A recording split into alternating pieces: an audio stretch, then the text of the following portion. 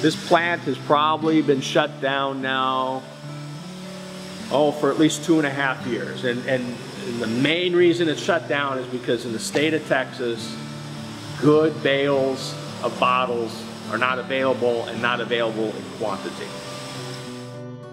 So effectively we have 2.5 billion pounds of capacity, or 2.5 billion pounds of need, and only 1 billion pounds of material available. And as a result, most plants are either running at no profit, or plants such as ours is shut down right now because the material is not available. If Texas had a bottle bill and material was available to us locally, we could turn the plant on again, and we would employ at least 40 additional people here in running the bottle plant. In addition, according to NAPCOR, for every 1,000 tons of material that's recycled, 22 new jobs are created. NAPCOR estimates somewhere between 200 and 300 million pounds is available for recycling in Texas if we had a bottle bill. Now they do break it down. Of those 22 jobs, 10 of those 22 jobs are skilled jobs, meaning they're highly paid jobs: engineers, chemists, processing people. 12 are in related industries that you don't think about: food suppliers, pump repairmen, transportation. And the last percent of jobs is in the sorting or the distribution of that material. So MRFs will add new jobs, or whoever is collecting these bottles will add new jobs. When you have recycling and you have the material to recycle, the people that use it move to your state to use it. So instead of having fiber mills or strapping mills on the East Coast, they'll put plants here in Texas because the material's here to be used, and it can be used by their customers here. So they'll save a lot on freight.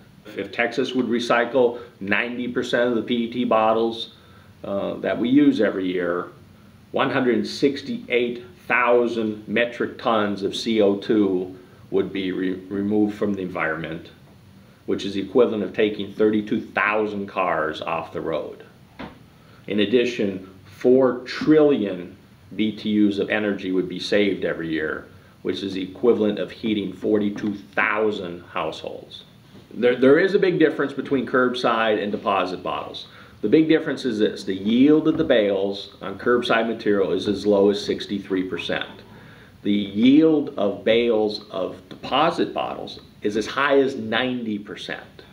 That difference, along with the freight to take all that material that you don't get to use, is a huge margin difference for reclaimers. And as such, many reclaimers now are only going to deposit bales because they get much better yields, they get much better economics. Curbside bales may be nice, but the truth is they yield lower quality product, and they yield much lower margins. The MRFs are getting better every year.